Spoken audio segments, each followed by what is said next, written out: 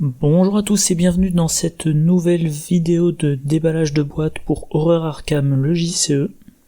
On continue les cartes multiclassées de l'extension investigateur du cycle aux confins de la Terre.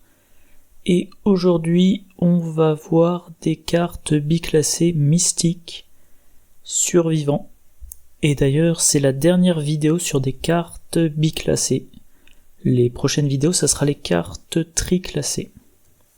Première carte, Sérénité naturelle, un soutien de niveau 1 qui coûte 2, qui occupe un emplacement d'arcane, qui a le trait sort, utilisation 4 charges, action, effectue un test de volonté de difficulté 1. Pour chaque point de réussite, vous avez le droit de dépenser une charge pour soigner un dégât ou une horreur d'un investigateur dans votre lieu. En cas de réussite avec une différence de 0, perdez une ressource. On a également la version de niveau 4, qui a un deuxième icône de volonté, qui a 2 charges de plus. Le test a une difficulté de 0 maintenant, et en cas de réussite avec une différence de 0, on perd 2 ressources. Bon, donc une carte de soin. Une carte de soin, et comme souvent, moi je suis très sceptique vis-à-vis du soin. Je sais pas si j'en ai parlé dans une vidéo récemment, mais bon, je suis en train de faire la conclusion avant de faire les rapprochements, mais enfin. On a donc là une carte de soin avec des charges, ok. Il faut faire un test. Un test, ça peut se rater. La version de niveau 1, c'est un test de difficulté 1. Donc, selon le niveau de difficulté que vous jouez, vous pouvez rater.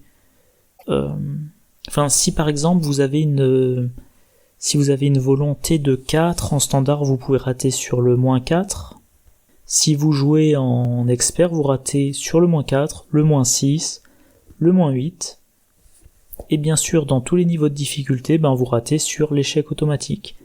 Et même la version améliorée de niveau 4, la difficulté du test est de 0, il y a quand même toujours l'échec automatique. Ou éventuellement, si vous jouez avec, il y a les pions maudits, vous piochez, 2 pions maudits et un -6.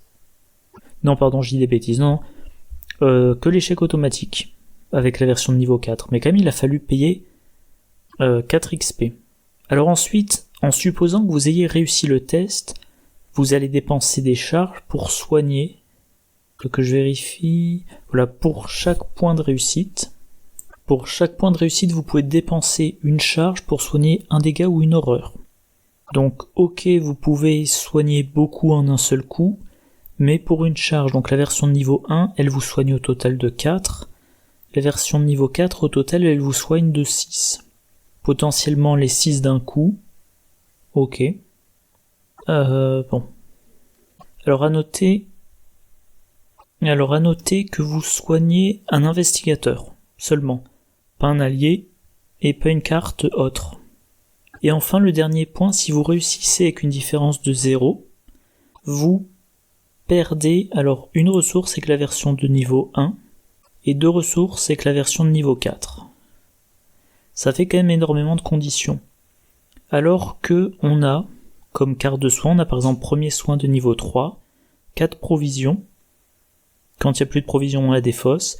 Pour une action, on soigne un dégât et une horreur d'un investigateur ou d'un allié dans le lieu. Alors, en une action, il n'y a pas de test à faire, donc si on choisit de faire le soin, on réussit le soin. On soigne un dégât et une horreur d'un coup, on peut pas choisir de soigner que des dégâts ou que des horreurs ou de soigner plus de 2 à la fois.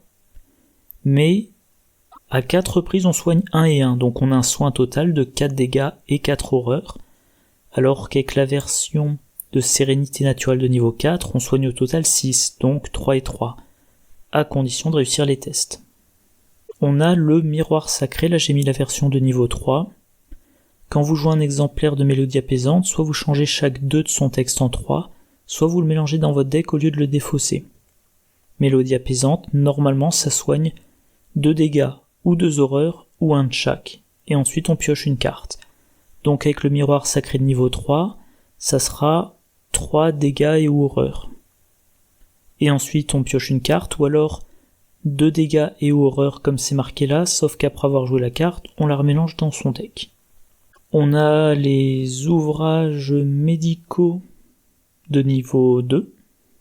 Voilà, on choisit, alors, de nouveau c'est un investigateur. On fait un test de difficulté 2, en cas de réussite on soigne 1 dégât, 2 dégâts à la place si on réussit de 2 ou plus. En cas d'échec, soit on incline cette carte, soit on inflige un dégât à l'investigateur.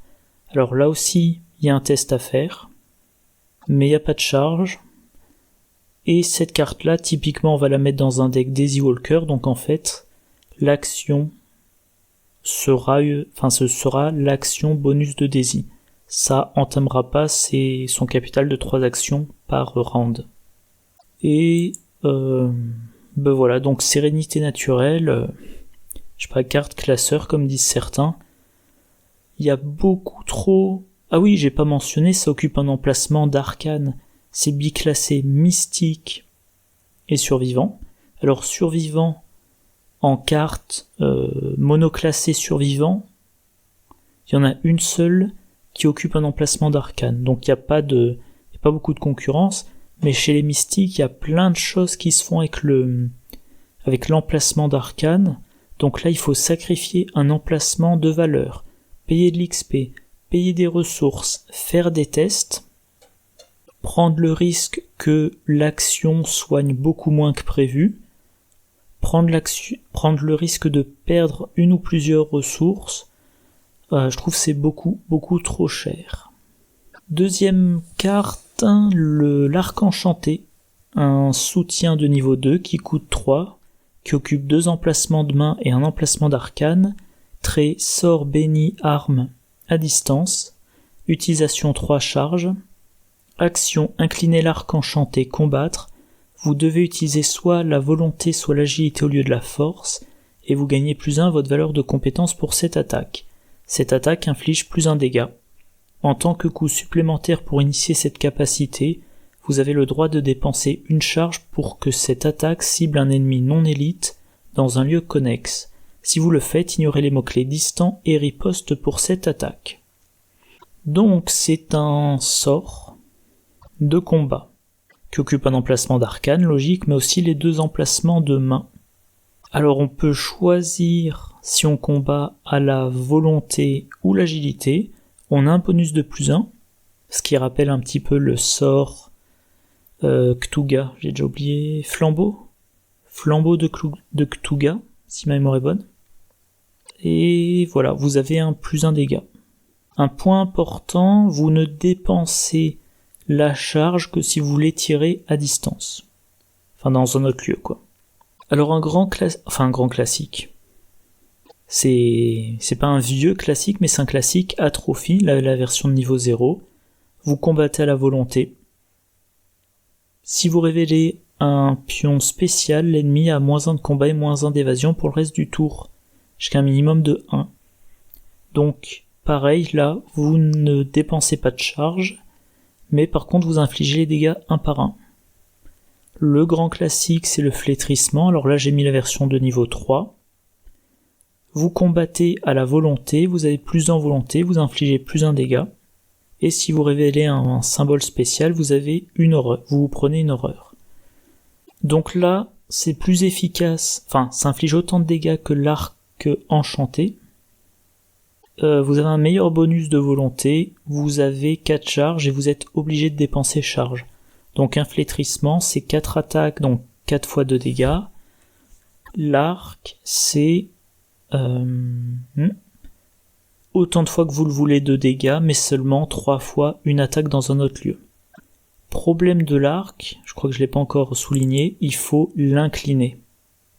Donc vous inclinez votre arc, ça fait partie du coup, ça vend les 2 points, donc c'est dans le coût de l'action combattre, ce qui veut dire qu'une fois que vous l'avez incliné, vous ne pouvez plus combattre avec l'arc. Donc vous avez une seule action d'attaque avec cet arc par round. Le précédent arc, l'arc décoré, pour une action, on dépensait une munition, on dépensait une munition pour faire l'action de combat. Sur l'arc, on avait de base qu'une seule munition, mais pour une action, on remettait une munition. Donc, alors sauf si on avait d'autres combos, mais en général c'était une action de combat, une action de recharge, une action de combat, une action de recharge, etc. etc. Mais par contre, l'arc, à partir du moment où on le rechargeait, on pouvait, par exemple dans un deck truand, on pouvait faire première action je tire, deuxième action je recharge, troisième action je tire, éventuellement en action rapide je recharge, et quatrième action je tire une troisième fois pendant mon tour. L'arc décoré a aussi l'intérêt d'infliger les dégâts 3 par 3. Donc dans l'exemple que je viens de donner, vous tirez 3 fois dans votre tour, vous pouvez faire jusqu'à 9 dégâts. Le problème de l'arc enchanté, c'est qu'il inflige que 2 dégâts. Alors en soi, une arme qui fait les dégâts 2 par 2, c'est pas un problème, même au niveau 2. Mais là le problème c'est que comme il faut l'incliner, c'est une arme qui tire une fois par phase d'investigation, pas plus. Et cette arme, elle occupe vos 2 emplacements de main et un emplacement d'arcane.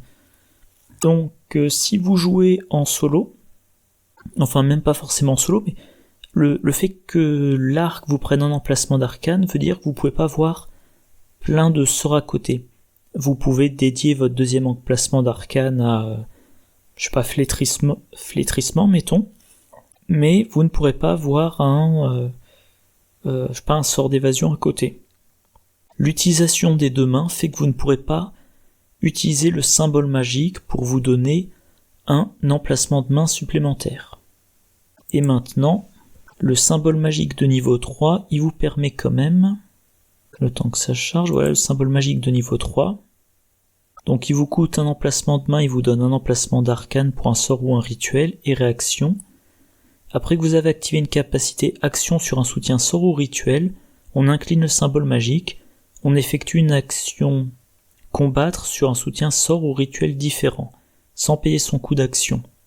Donc avec symbole magique de niveau 3, on peut par exemple dire première action de mon tour, j'utilise atrophie, j'incline le symbole magique, j'utilise flétrissement et ça m'a coûté qu'une seule action.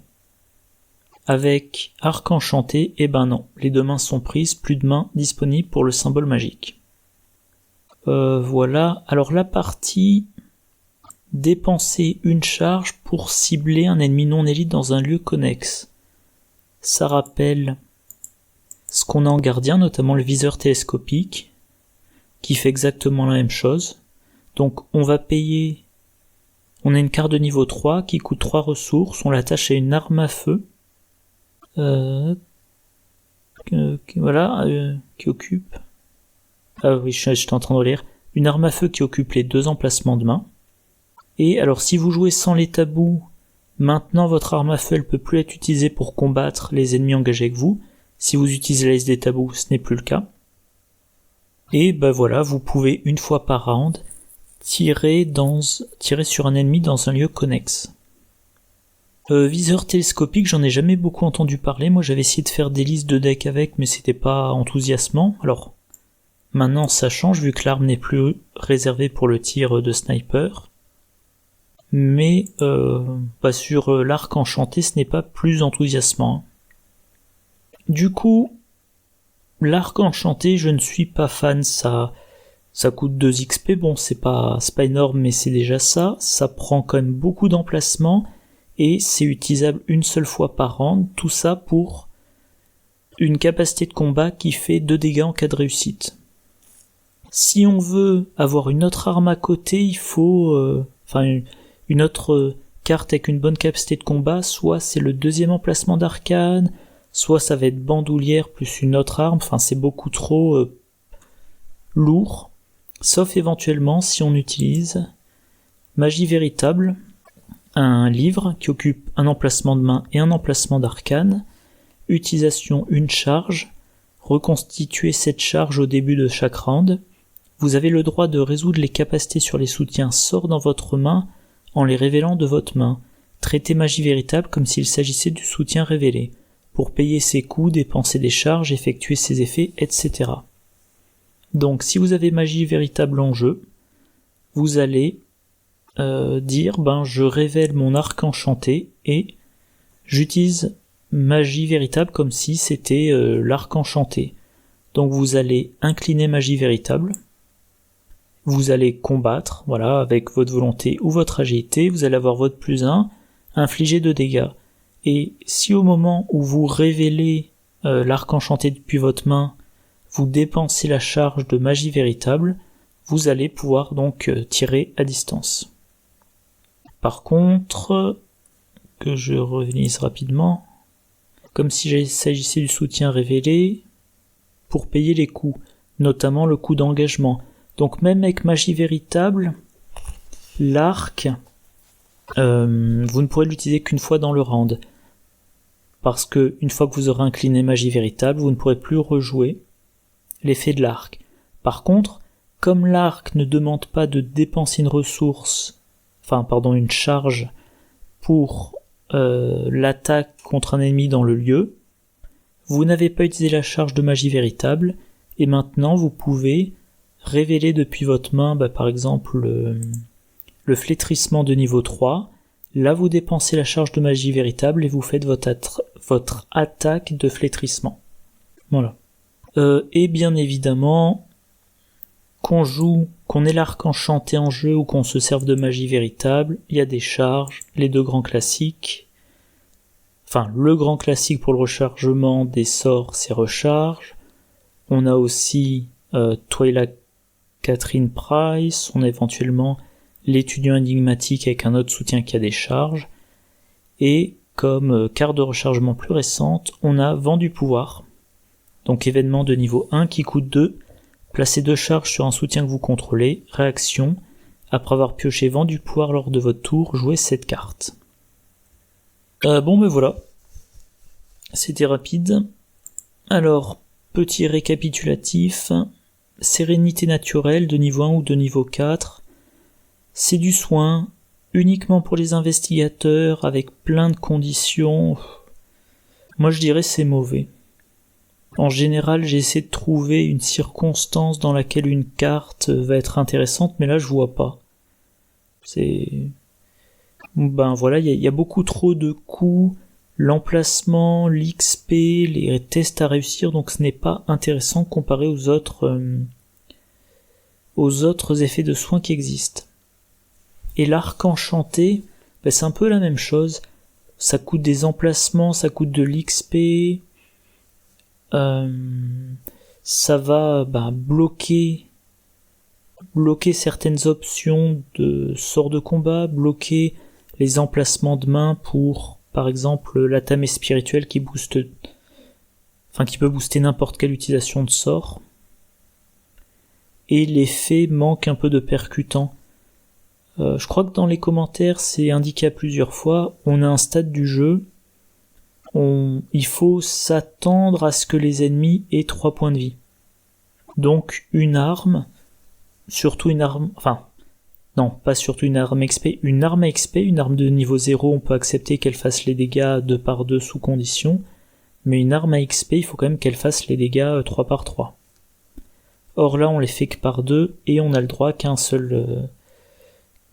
seule attaque de l'arc enchanté par round, donc également une carte qui pour moi est trop faible. Voilà, c'est tout. Et c'est fini pour les cartes pour les cartes bi-classées, il y en avait un bon paquet. Dans les prochaines vidéos, on a les 5 talents tri-classés, et puis ensuite quelques cartes neutres, 5 très exactement, et ensuite 4 traîtrises. Et si je dis pas de bêtises, je vais quand même vérifier.